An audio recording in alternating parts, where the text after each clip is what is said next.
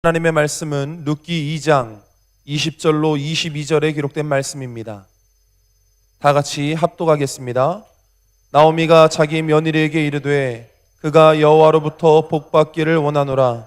그가 살아있는 자와 죽은 자에게 은혜 베풀기를 그치지 아니하도다 하고, 나오미가 또 그에게 이르되 그 사람은 우리와 가까우니 우리 기업을 물을 자 중에 하나이니라 하니라. 모압 여인 룻이 이르되 그가 내게 또 이르기를 내 추수를 다 마치기까지 너는 내 소년들에게 가까이 있으라 하더이다 하니, 나오미가 며느리 룻에게 이르되 내 딸아 너는 그의 소녀들과 함께 나가고 다른 밭에서 사람을 만나지 아니하는 것이 좋으니라 하는지라. 아멘. 우리 옆에 계신 분들과 인사 나누겠습니다. 세상에서 가장 복되고 아름다운 얼굴입니다. 그 얼굴 보는 기쁨으로 하객감리교에 나왔습니다. 제 옆자리에 앉아주셔서 가문의 영광입니다. 사실도 그런데 그렇게 봐주셔서 감사드립니다.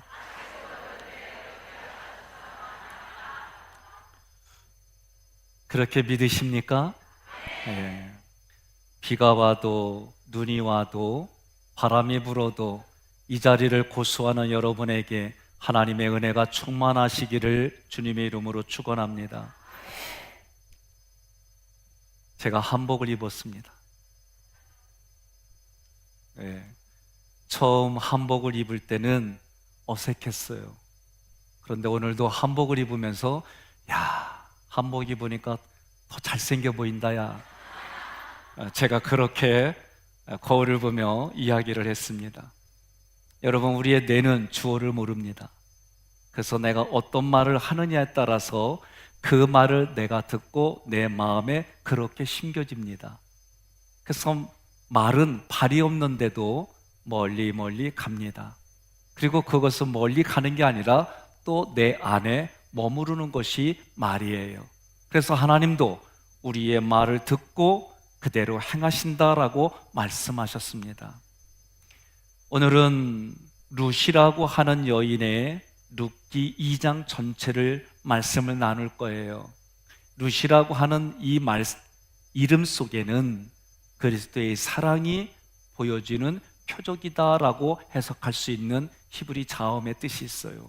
그러니까 룻을 통해서 여러분과 제가 볼 수 있고 보여지는 그림이 뭐냐? 예수 그리스도의 사랑을 보여주는 룻의 삶입니다. 에베소서 2장 12절 말씀을 함께 봉독하겠습니다. 에베소서 2장 12절. 그때에 너희는 그리스도 밖에 있었고 이스라엘 나라 밖에 사람이라. 약속의 언약들에 대하여는 외인이요 세상에서 소망이 없고 하나님도 없는 자이더니. 아멘. 누가 그러느냐? 나는 본래 그리스도를 알지 못하는 사람이었고 이스라엘 나라 밖에 있었고, 그리고 더 나아가서 이스라엘 백성들에게 약속한 그 약속에 해당되는 사람이 아니고 이 땅을 살아갈 때 소망이 없었던, 하나님도 알지 못하던 사람이다. 오늘 그런 모습이 성경에서 누구로 나왔느냐? 룻이라고 하는 여인이에요. 이 여자는 이방 여자입니다. 가부입니다. 여러분, 1950년도 전후로 해서 이 땅의 세상의 역사는 여자의 인권, 투표권, 지금 말하는 어떤 격을 말하는 것이 역사가 오래되지 않습니다. 더욱이 성경시대의 여성들은 샘을 하지도 않았어요. 계수에 들지도 않았습니다. 그렇게 취급받던 시대입니다. 더욱이 이방 사람이에요. 그녀는 하루를 살기 위해서는, 하루를 먹고 살기 위해서는 밭에 나가서 이삭을 주어야 할 정도로 가난했습니다. 저도 이삭을 주운 경험이 있어요. 언제 그랬느냐? 초등학교 1, 2학년 때 전 학생들이 수학이 끝난 들판으로 나갔어요. 그래서 이삭을 주었어요. 이삭을 주오면 학교에서 그걸로 경영을 했어요. 그 기억이 납니다. 또 가을쯤 되면 솔방울을 따가지고 학교로 가지고 갔어요. 인천은 안 그랬나 보군요. 저는 천동네라 그렇게 했어요. 이삭을 주우면 많이 줄 것 같지만 그렇지 않아요. 왜? 먹고 사는 게 힘들었을 때라. 그때 저희들의 인사는 진지 드셨어요? 식사하셨슈? 이게 인사였어요. 그러니 들판에 이삭이 그렇게 많지 않을 때입니다. 룻이라고 하는 여인을 보면 모든 불행을 다 가지고 있는 여인입니다. 이 땅을 살아갈 때 힘이 없습니다. 가부입니다. 나그네입니다. 에베소서 2장 12절의 말씀처럼 룻은 지금을 살아가는 우리 성도를 말해요. 그러니 여러분들 중에는 룻처럼 가보일 수 있습니다. 시어머님을 모시는 절박한 상황에 있을 수 있습니다. 어느 곳 하나 이 여인을 도와주겠다고 하는 데가 없습니다. 그녀가 밭에서 이삭을 줍다가 기업 물을 자인 보아스를 만납니다. 기업 물을 자, 지난주에 말씀을 드렸지만 다시 한번 말씀드립니다. 하나님으로부터 받은 기업을 어떤 이유로 인해서 기업을 잃어버렸습니다. 그 기업을 다시 돈 주고 살 능력이 없어요. 그때 가장 가까운 친족 중에 한 사람이 자원하여 돈의 대가를 지불하고 기업을 사서 그 사람에게 주는 것을 기업 물을 자라고 그래요. 기업 물을 자의 특징은 가까운 친족이어야 됩니다. 두 번째로는 자원해야 돼요. 세 번째로는 그 대가를 치를 능력이 있어야 돼요. 옆에 분에게 인사하겠습니다. 알고 보니 당신이 기업 물을 자입니다.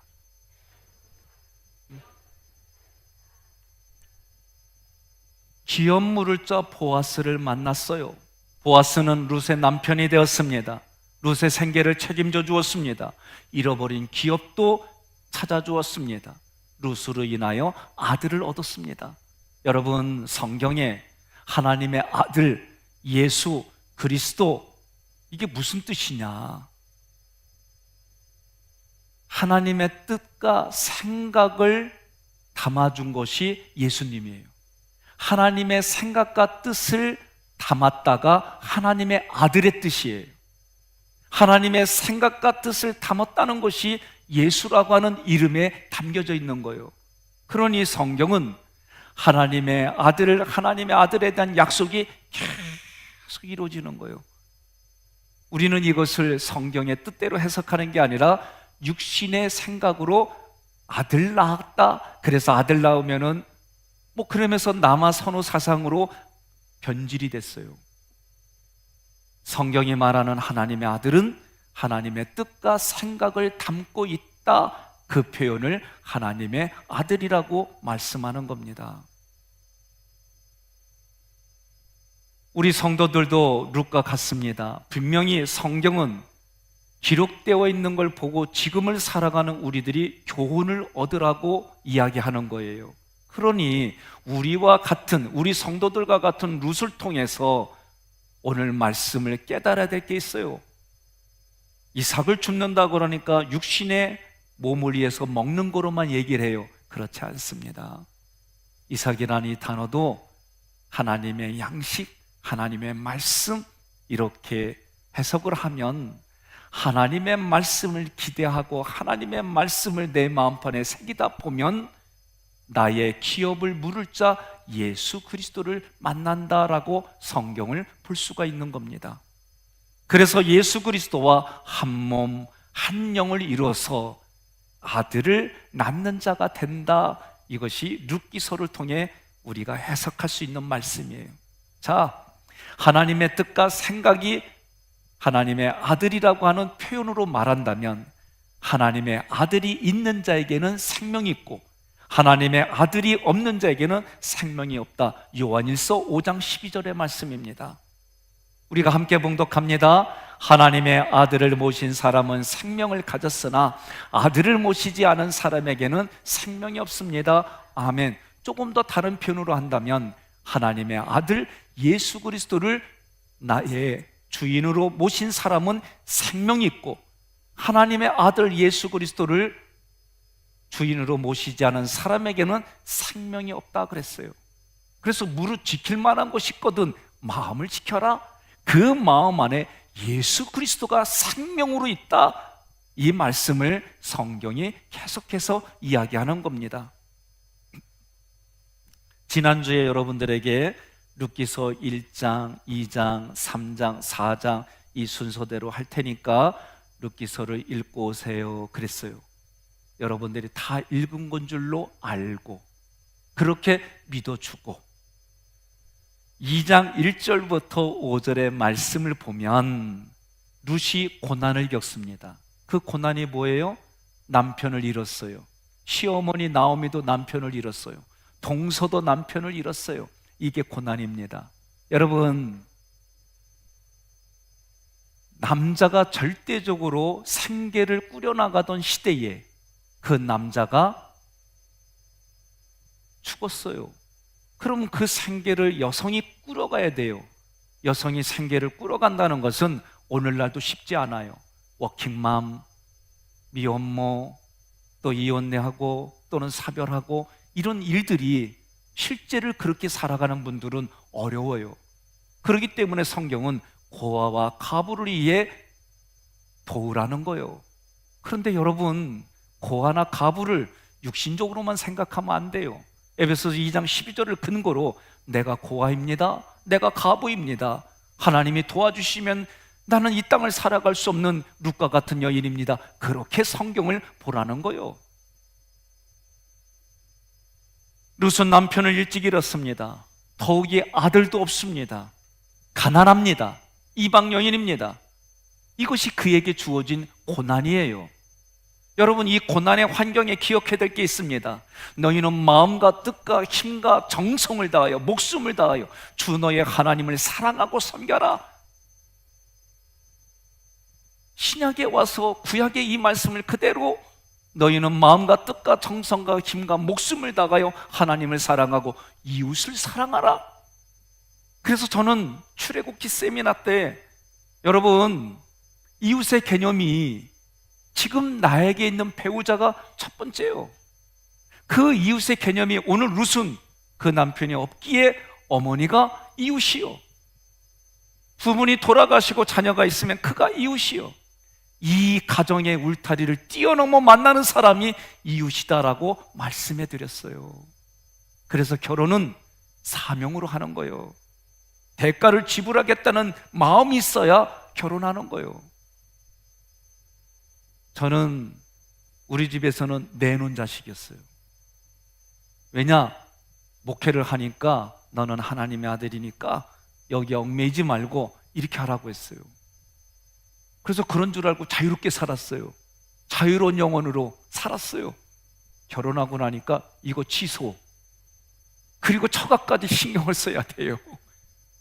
처가의 오빠, 동생들 다 신경 써야 돼요. 그러다 보니까 처가만 신경 써요. 친가에서는 내놓은 자식이었는데 이제는 들여놓은 자식이 돼서 다시 신경 쓰는 거예요. 이게 우리 인생이에요. 여러분, 인간관계가 맺어지면 나에게 필요한 것만 맺어지는 게 아니에요. 친족으로, 부부로, 결혼으로 맺어지면 그가 속해 있는 모든 것을 함께 가는 거예요. 그 전에 저는 여러분, 남편들에게 아내를 도와주십시오, 이게 통했어요. 요새는 아내를 도와주세요 그러면 일단은 컴플레인이 들어옵니다. 목사님, 돕는 게 아니라 함께 하는 겁니다. 이게 젊은이들의 사고예요.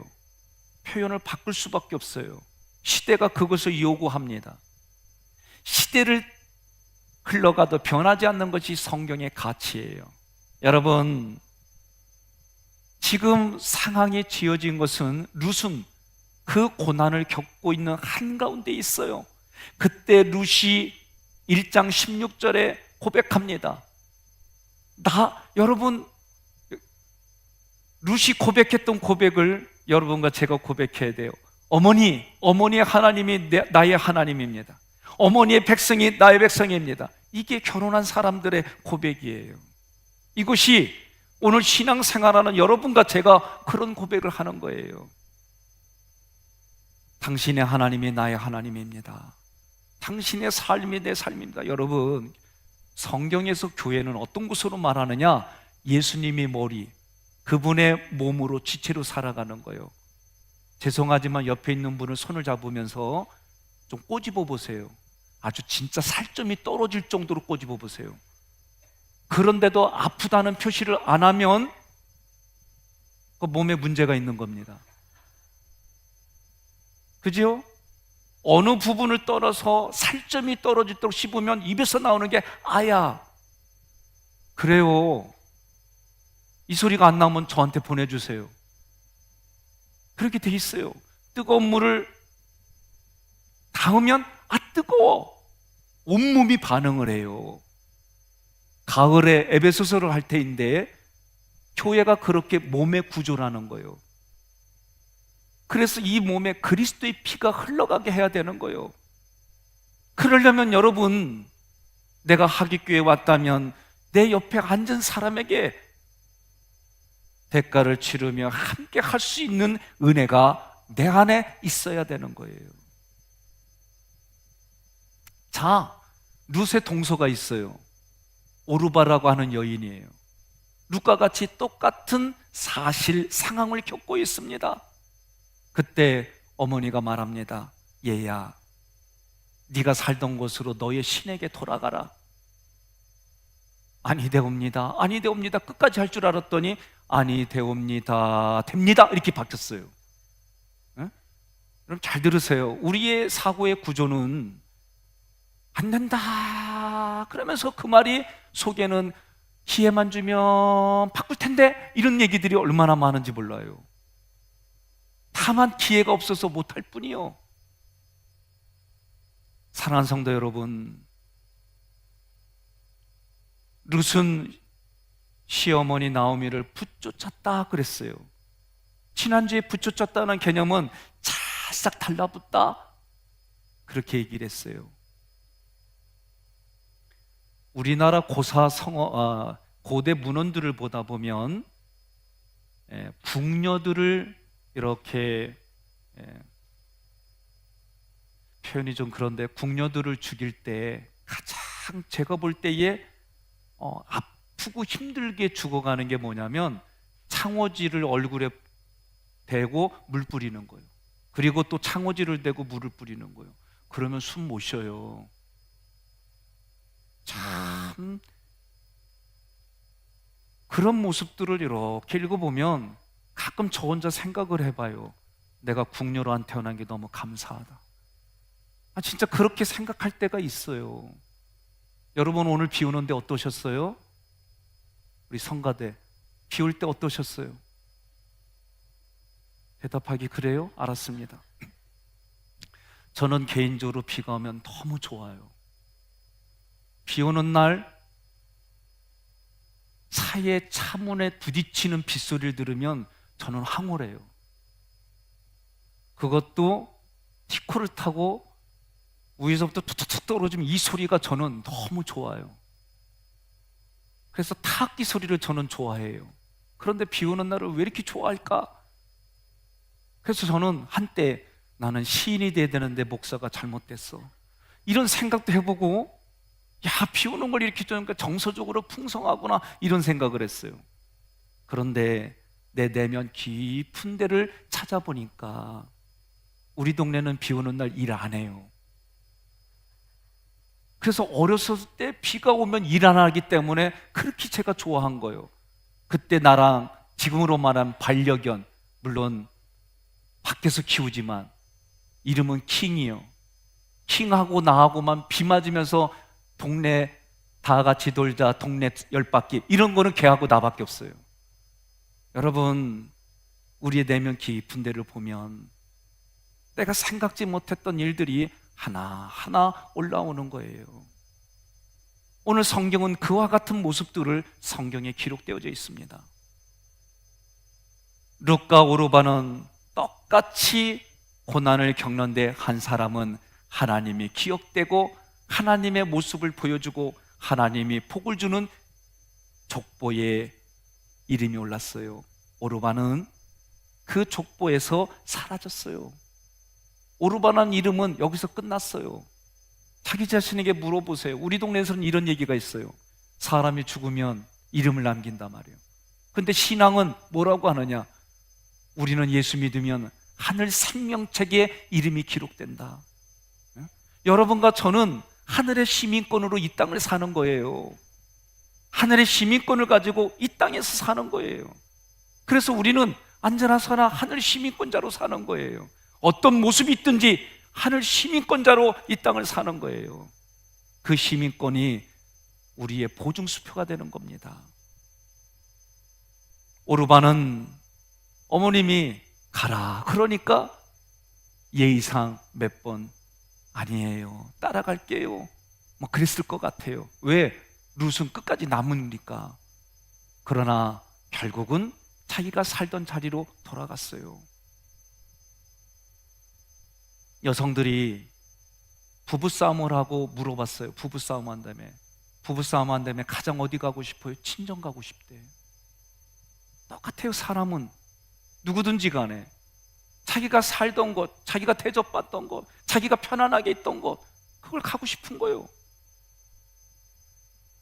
애굽의 노예로 살던 것보다도 더 힘든 광야의 생활을 하니까 이스라엘 백성들은 애굽으로 가고 싶은 생각이 자꾸 올라오는 거예요. 여러분, 내가 지금 살아가는 삶에 힘들면 힘들수록 사람들은 내가 편리했던 편안했던 곳으로 돌아가고 싶어 해요. 그게 누구든지 다 똑같아요. 오르바는 지금 고난을 겪을 때에 과거에 편리하고 편안했던 곳으로 돌아갔어요. 그러나 룻은 어머니의 하나님이 나의 하나님입니다, 어머니의 백성이 나의 백성입니다, 대가를 치르겠다는 믿음의 고백을 하는 거예요. 그리고 그가 2장에서 그의 삶의 전개가 되어지는 겁니다.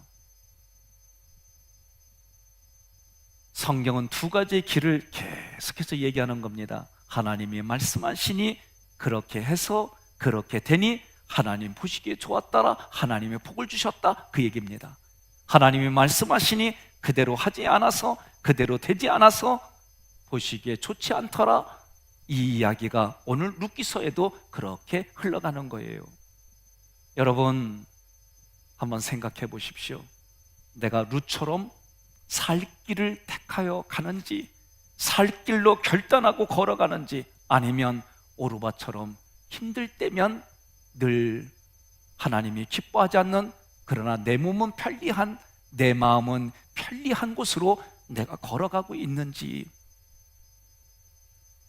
중요한 게 있습니다. 여러분, 사람이 고난을 당하면은요, 쉽게 말하면 고난을 당하면 성숙해져요. 그런데 우리 믿는 사람들은 고난을 통해서 하나님의 은혜를 깨달아야 돼요. 고난을 통해서 세상 사람들만큼의 성숙함은 있는데 하나님의 손길을 깨닫지 못하면 그 인생 불쌍한 인생입니다. 여러분과 제가 고난을 당했다는 게 중요한 게 아니에요. 고난을 당해서 그 고난을 통해 사람이 되고 그 고난을 통해서 하나님이 기뻐하시는 됨의 상태가 되는 게 중요한 거예요. 요셉은, 여러분, 어렸을 때는 좀 철부지예요. 예? 아버지가 요셉을 편애하니까 편애한 대로 표현하고 살았어요. 그것이 다른 형제들에게는, 배다른 형제들에게는 시기질투가 되는 거예요. 여러분, 시기질투 저 있어요. 없는 거 아니에요. 저도. 다만 표현을 조금 예수자리로 하려고 애쓰는 거지 제 안에도 있어요. 제가 설교가 끝났는데 아내가 지적을 막 하잖아요. 그러면 참다가 어떤 때는요, 그럼 당신이 목사예요. 저도 그럴 때가 있어요. 저도 인정받고 싶고 사랑받고 싶은 욕구가 내 안에 있어요. 여러분, 끝나고 났는데 은혜 받아서 얘기 안 하잖아요. 나 삐져요. 그러니까 우리가 옆에 분들에게 서로 환경과 이런 걸 통해서 그렇게 의도적으로 서로 이야기해주고 인사하다 보면 여러분 삶이 달라지는 게 있어요. 이렇게 비가 와요. 그래도요 미국 사람들은요 아침에 인사가 굿모닝이에요. 자기가 너무 힘들고 고통스러운데도 인사할 때가 굿모닝이에요. 굿이라는 단어가 좋아 있어요. 목사님은 그래도 젊으시니까 시기 질투 없으시죠? 저 웃음은 있다는 얘기요. 에? 아무리 힘들고 어려워도 굿모닝. 점심때는 굿애프터눈, 저녁에는 굿이브닝. 이게 이 사람들의 인사예요. 아무리 힘들어도 굿, G-O-O-D라는 게 있어요. 선물이라는 명사도 있어요. 그러니 이 말하는 게 굿이란 단어가 들어간 게 선물을 주는 거예요. 어디에? 우리 내면에 선물을 주는 거예요. 그러면 여러분과 저는 오늘 룻처럼 자기의 가장 최악의 고난인데도 불구하고 살 길을 결단했어요. 어머니의 하나님이 나의 하나님입니다. 우리 앞에 생사하 복을 놓을 텐데 너희는 살기 위하여 생을 결단하고 너희는 살기 위하여 복을 결단하라는 거예요. 하나님이 여러분 오늘 이 시간까지 오기까지 성경은 에베네셀의 하나님, 여기까지 도와주신 하나님 이렇게 고백한다면 나의 나된 모습은 하나님의 은혜입니다. 이 고백을 하고 싶다면 지금 이 자리에서부터 내가 지금 어떤 자리에 있든지 간에 룻처럼 자기가 의지하는 남편도 잃어버렸습니다. 막막합니다. 자기가 혼자서 일할 수밖에 없는 상황이에요. 그래도 그가 고백하기를 어머니의 하나님이 나의 하나님입니다. 어머니는 좋은 이웃을 두었어요. 좋은 며느리가 아니라 성경으로 말하면 좋은 이웃을 두었어요. 그 어머니를 통해서 이웃에게 흘러가는 상수가 내 배에서 흘러가는 통로가 되는 거예요. 여러분 룻처럼 고백하기를 주님의 이름으로 축원합니다. 어렵고 힘들고 지원했는데 떨어지고 그래도 룻처럼 고백하기를 주님의 이름으로 축원합니다. 뒤돌아보면 하나님의 은혜라는 걸 깨달아요. 그 시간은 너무 죽을 것 같이 고통스러워요. 이 고통이 얼마나 생각이 고통스러운지 내 입술에서 단내가 나는 정도로 죽을 것 같아요. 그런데 하나님이 그 인생을 붙들어 주시면 여러분 내 입술에 내 눈에 슬픔의 눈물이 기쁨의 단으로 바뀌는 줄 믿으시기를 바랍니다. 요셉은 어렸을 때 그렇게 철부지없었지만 그 시기 질투로 팔렸어요. 그래도 보디발의 신임을 얻고 모든 걸 맡겼어요. 자기의 아내만 빼고 다 맡겼어요. 보디발의 아내가 요셉을 유혹하는 겁니다. 요셉아 놀자. 그랬더니 요셉이 안 돼요. 하나님 앞에 나는 범죄할 수 없어요. 옷이 벗겨질수록 도망갔어요. 옷이 벗겨졌다는 얘기는 빨개 벗고 도망갔다는 얘기예요. 그 시대에 고쟁이 없었어요. 여러분 요셉을 보면 성실하게 일했음에도 불구하고 인생이 꼬였어요. 옆에 분에게 여쭤보세요. 꼬이면 어떻게 해야 돼? 출애굽기 같이 공부하신 분들은 광야에서 하나님이 하시는 말씀대로 처방전을 받았어. 알고 싶지? 그리고 얘기하세요. 홈페이지 들어가면 영상이 있어. 보고 확인해. 여러분 인생이 꼬였어요. 하는 것마다 꼬여요. 보디발의 아내의 유혹을 떨쳐버렸는데 감옥 갔어요. 그러면서 깨달은 게 뭘까요? 자기 혼자 열심히 인생을 산다고 인생이 해결되는 게 아니구나. 나만 열심히 하면 되는 줄 알았는데 안 되는구나. 하나님의 은혜를 경험해야 되는구나. 여러분 이게 요셉이 오늘 룻이 우리에게 보여주는 메시지예요. 우리 동네는 이렇게 말해요. 새 빠지게 일해가지고 돈 벌어놨는데 병원비로 한 방에 다 날라갔어요. 3년 동안 죽어라 안 먹고 안 입고 안 쓰고 적금했는데 사고 나고 한 방에 날라갔어요. 죽도록 일을 해서 먹고 살만하니까 건강이 날아갔어요. 내가 열심히 인생을 살아도 최선을 다해도 잘 풀리지 않는 것이 우리 인생이구나. 이걸 깨달은 거예요. 그래서 하나님은 시편을 통해 우리에게 은혜를 부어주세요. 시편 127편 1절에 여호와께서 집을 세우지 아니하시면 세우는 자의 수고가 헛되며 여호와께서 성을 지키지 아니하시면 파수꾼의 깨어있음이 헛되다 그랬어요. 우리 한번 시편 말씀을 함께 봉독합니다. 여호와께서 집을 세우지 아니하시면 세우는 자의 수고가 헛되며 여호와께서 성을 지키지 아니하시면 파수꾼의 깨어있음이 헛되도다. 아멘. 믿으십니까?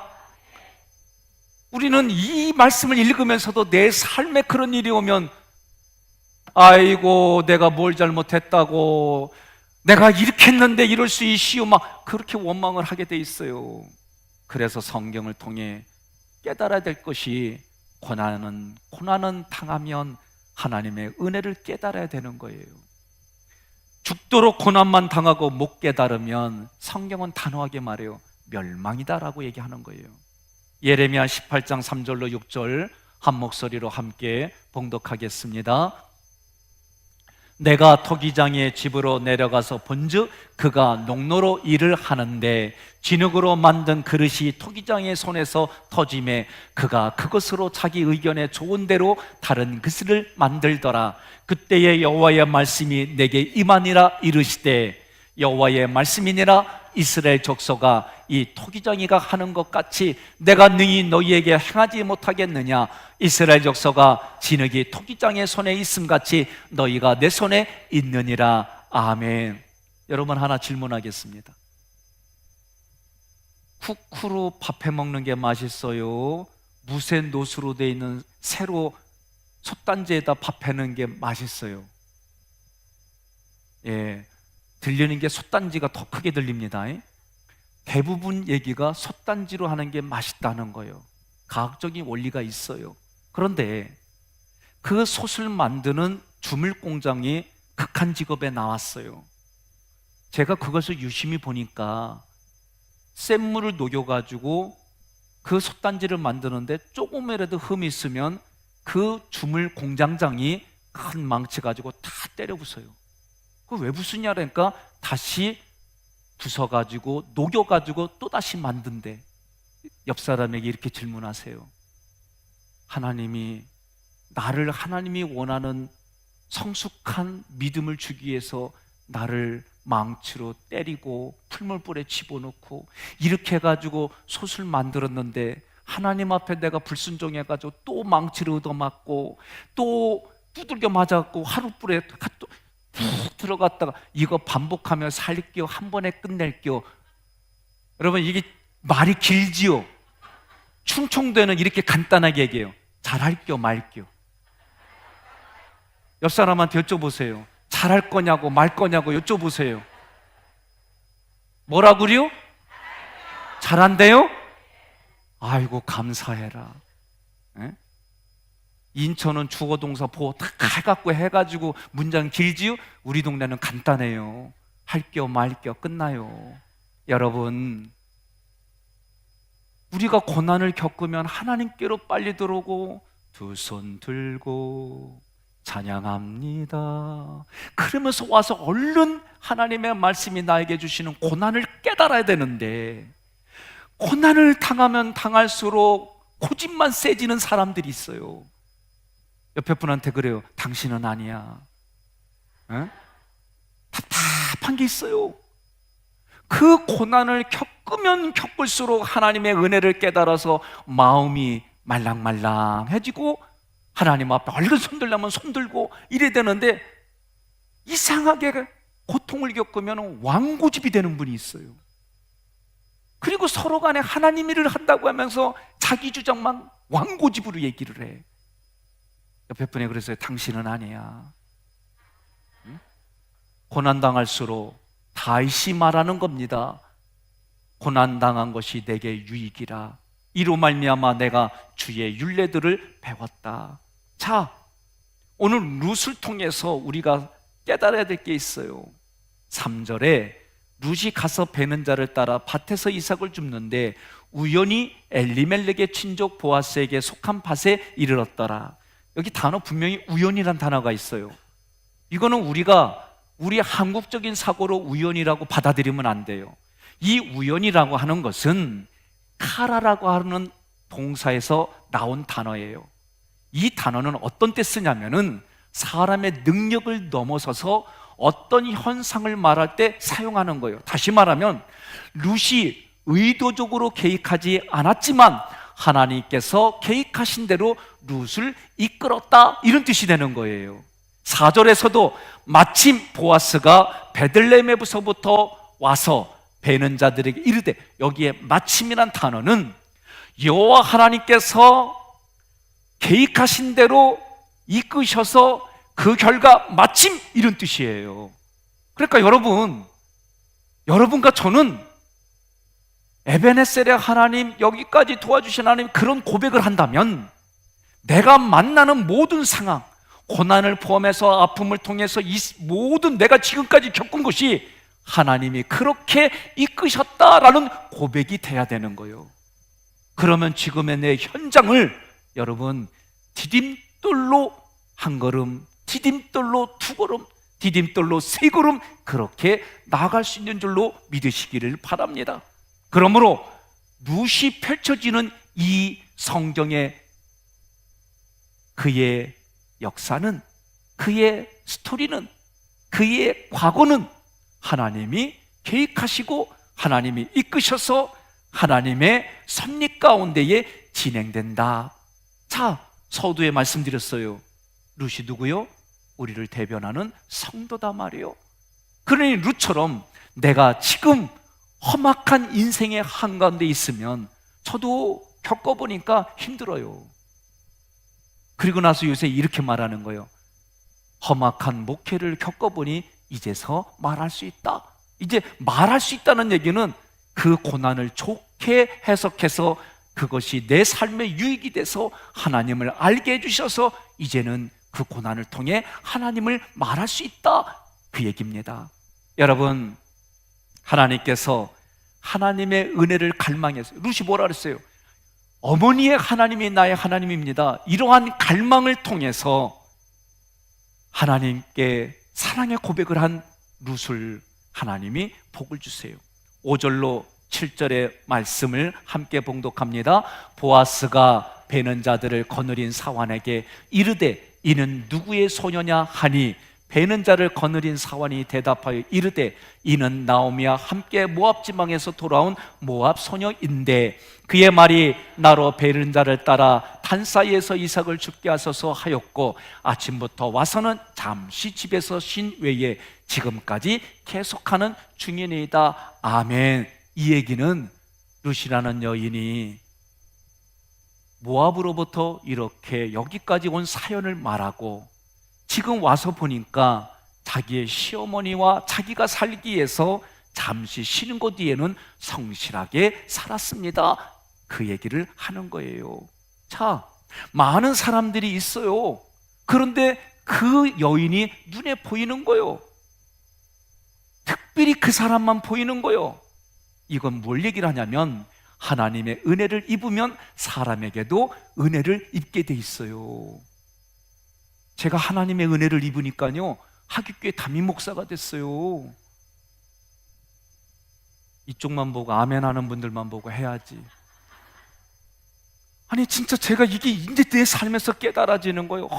여러분, 하나님의 은혜를 입으면요 사람에게 은혜를 입는다는 얘기는 나에게 필요한 것들을 채워주시는 하나님의 은혜를 경험한다, 그런 얘기예요.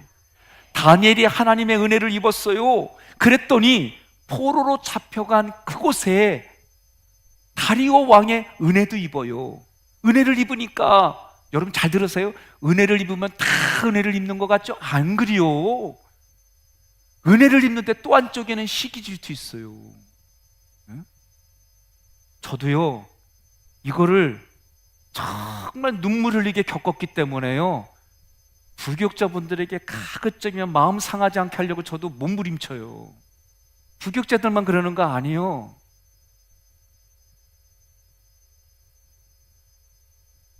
여러분, 제가 그만큼 아픔을 겪었기 때문에 아프지 않게 해주려고 애를 쓰는 거예요. 다른 거 없어요.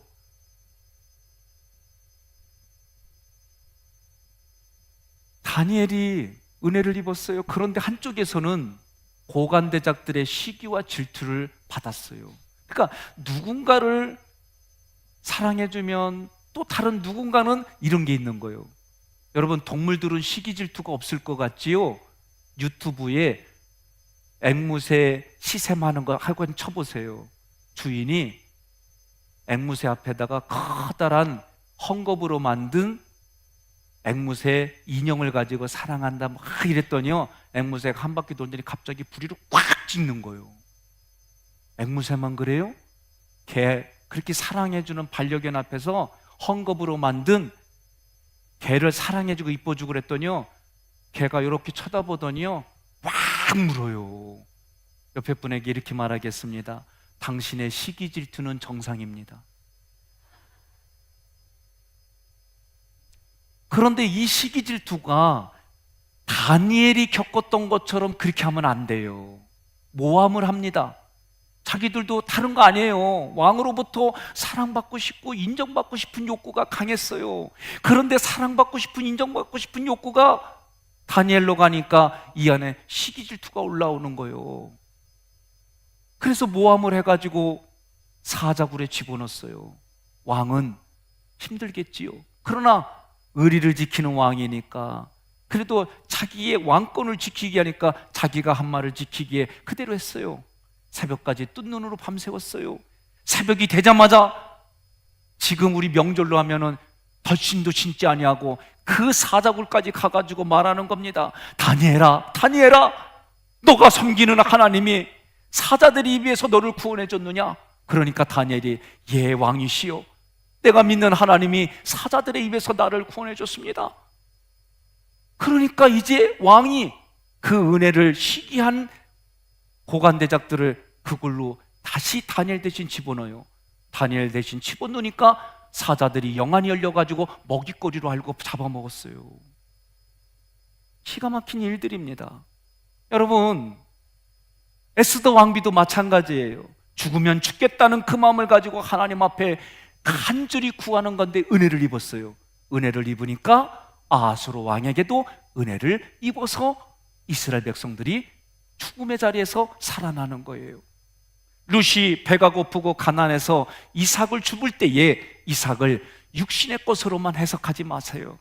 하늘의 만나를 매일매일 그 만나를 주었던 이스라엘 백성처럼 오늘 룻은 우리를 상징한다면 하나님을 기대하는 마음으로 열심히 하나님의 말씀에 양식을 사모하여 이 자리에 나온 여러분들입니다.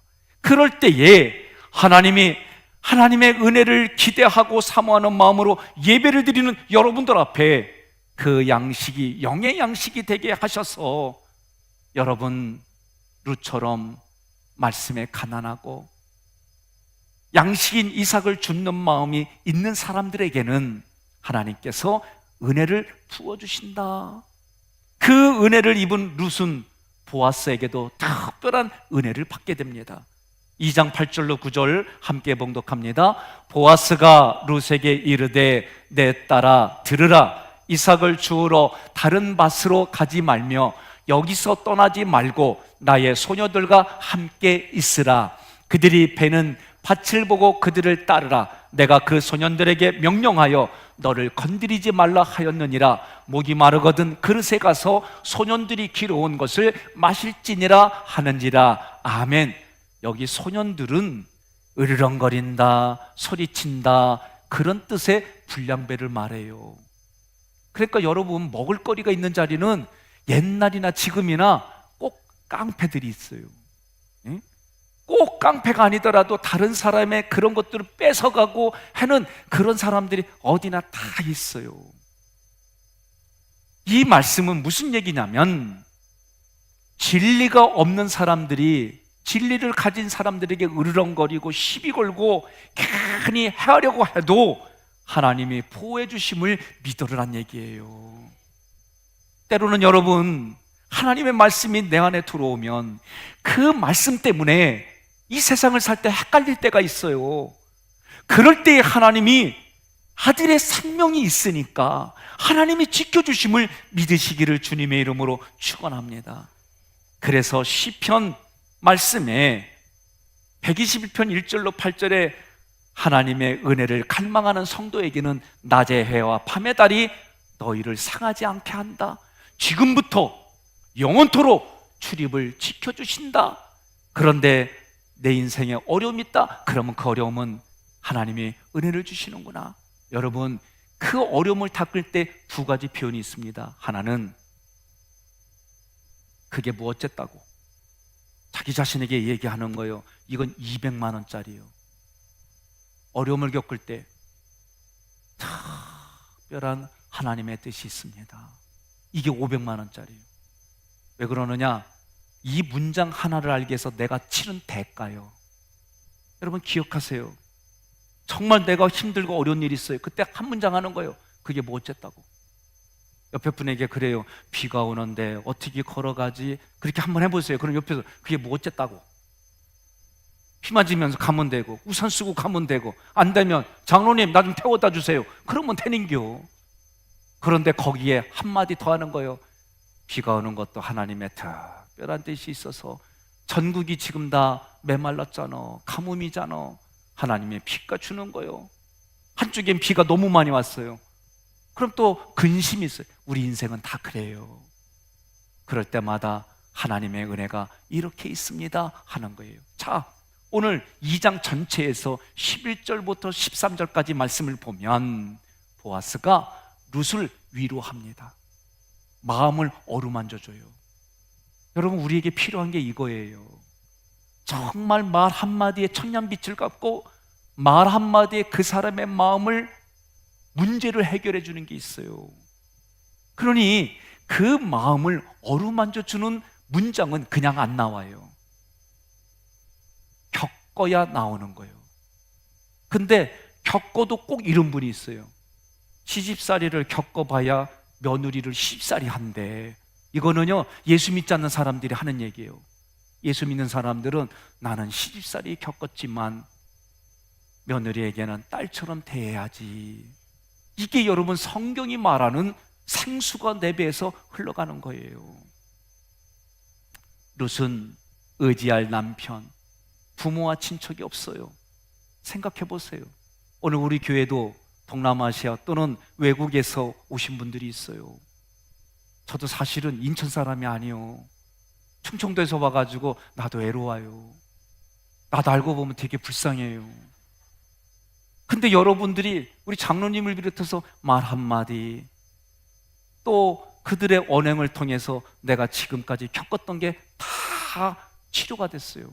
내가 지금까지 겪었던 게 다 잊혀졌어요. 그게 중요한 거예요.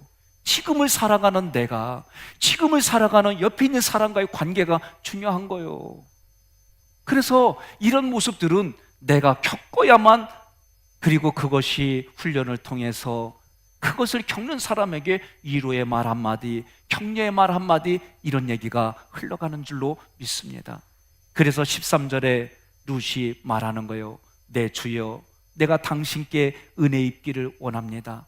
나는 당신의 하녀 중에 하나와도 같지 못하오나 당신이 이 하녀를 위로하시고 마음을 기쁘게 하는 말씀을 하셨습니다.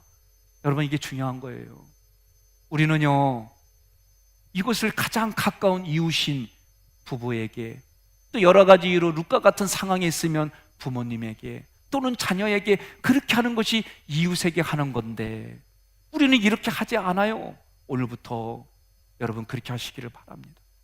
오늘부터 여러분들이 그런 믿음으로 사랑합니다, 사랑합니다. 그리고요, 오늘 여러분 손주 손녀, 또 교회에 영적인 손주 손녀들이 있잖아요. 그러면 우리 교회 애들이 100명밖에 안 돼요. 그러면 1,000원짜리 준비하고 봉투에다 넣어서 주는 거예요. 나 이런 건 아멘 안 할 줄 알았어요, 제가. 뭐 돈 줘라 뭐하라 그러면 아멘이 안 나와요. 조금 여유가 있으면 2,000원, 조금 여유가 있으면 10,000원, 이렇게 하는 거예요. 그렇게 하면은요, 액수가 중요한 게 아니라 오고 가는 물질 속에 싹 트는 사랑이 있는 거예요. 말로만 해갖고 소용없어요. 나한테는 정해져 있기 때문에 선착순으로만 줘요. 여러분, 그런 명절 만들어 가시기를 바랍니다. 특별히 부모님 만나러 가지요. 못 산다고 주는 게 아니잖아요. 잘 살으셔도 어머니, 아버지 정성껏 준비했습니다. 그러면서 주는 거예요. 네? 없으니까 주는, 이런 거 하면 그 효도 아니에요. 있어도 없어도 내가 감당할 거 드리는 거예요. 감당할 게 없어요. 그러면 몸이라도 주물러 드리는 거예요. 24시간 말벗 해주다가 오는 거예요. 그런 지혜가 있어야지요. 옆 사람한테 그러세요. 아멘해야 끝나. 네? 오늘 그런 하루가 되기를 바랍니다. 그런 이번 한 주가 되기를 주님의 이름으로 축원합니다. 자, 이렇게 했더니 말 한마디를 그렇게 하면서 보아스가 14절에 보니까 먹을 걸 주는 거예요. 그리고 혼자만 먹을 게 아니라 너의 어머니까지 먹으라고 일부러 곡식의 단도 흘리게 해주고 이러는 거예요. 여러분, 저희 동네는요 다 안 따요. 과일도요. 일부러 남겨놔요. 왜 남겨놔요? 불쌍한 내가 가서 먹으라고. 그래서 저는 시골에 가면요 내게 있어요. 그래서 따먹어요. 그런 넉넉함과 여유가 있어야 돼요. 우리 아버지가요 이삭을 다 죽지 못하겠어요. 야, 지나가는 날아다니는 새도 먹을 게 있어야지. 그래도 다른 데는 몰라도 백청수 장로 논에 왔더니 먹을 게 있더라. 새들이 얘기한디야. 나 그 얘기 들었더니 진짜 그래요. 예? 공중의 새와 이 땅의 쥐만 모르고 다 알아요. 그러니까 여러분들이 그렇게 하는 거예요. 이응 지폐를 줄 게 없어. 그러면 500원짜리 주는 거예요. 그래도 아멘 안 해. 할 수 없어요. 여러분, 아무리 주어도 허기를 면하기 어려운 게 루세 상태예요. 우리가 아무리 도와줘도 어려운 사람이 있어요. 저도 그럴 때는 참 힘들어요. 어떤 때는 절규하고 싶어요. 그래도 내가 있는 만큼 주는 거예요. 제가 어느 날 어떤 고민을 했어요. 후배 목사님들하고. 나 연말 되면 나 편지 잘 안 뜯어. 그랬더니 옆에서 뭐라 그러는 줄 알아요? 나는 형처럼 그런 고민이라도 해봤으면 좋겠다. 내가 이 얘기 듣고 그 다음부터 그 사람들 앞에 그런 말 안 해요. 사랑하는 성도 여러분, 20절로 22절 우리 다시 한번 한 목소리를 봉독하겠습니다. 나오미가 자기 며느리에게 이르되 그가 여호와로부터 복받기를 원하노라. 그가 살아있는 자와 죽은 자에게 은혜 베풀기를 그치지 아니하도다 하고, 나오미가 또 그에게 이르되 그 사람은 우리와 가까우니 우리 기업을 물을 자 중에 하나이니라 하니라. 아멘. 이 얘기는 시어머니 나오미가 보아스라는 사람을 알게 됐어요. 뭘로? 영적으로 알게 됐어요. 그래서 그 사람의 밭에서 일하고 양식도 받았다는 말을 듣고 나오미가 전율을 느끼는 거예요. 다시 말하면 이렇게 도와준 사람이 없어요. 이렇게 도와준 사람이 없는데 이 도와줌을 받으면서 하나님이 일장에서 베들레헴으로 돌아왔다. 하나님의 양식으로 돌아왔다. 하나님의 떡집으로 돌아왔다. 저는 우리 교회에 떡집 하는 분들이 계세요. 우리 장로님 떡집해요. 예? 그래서 저 집만 보면은 하나님의 양식의 말씀이 그 떡을 통해 흘러갈지어다. 저는 그냥 그렇게 선언해요. 옆에 분에게 그러세요. 하나님의 말씀이 떡으로 흘러갈지어다. 그래서 절대로 뭐라고 그래? 22절에 보아스의 밭을 떠나지 말라. 말씀 먹겠습니다. 말씀 매듭집니다. 하나님께서 내게 있으라고 하는 은혜의 공급처를 떠나면 안 돼요. 하나님이 주시는 은혜의 자리, 하나님이 주시는 기도의 자리, 하나님과 소통하는 자리를 떠나면 안 됩니다. 여러분 꼭 기억하십시오. 여러분과 저에게 있어서 은혜의 자리가 이 학익재단입니다. 기도의 자리가 학익재단입니다. 하나님과 소통하는 자리가 학익재단입니다. 이것이 우리들이 살 길입니다. 그러므로 룻은 고난과 실패와 남편의 죽음을 통해 하나님의 은혜를 깨달았고 하나님이 누구인지를 알았기 때문에 어머니의 하나님이 나의 하나님입니다. 어머니의 백성이 나의 백성입니다. 이 일들을 우리의 고백이 되고 우리의 사랑의 실천이 되셔서 여러분 하나님께 영광 돌리며 나아갈 수 있도록 주님의 이름으로 축원합니다.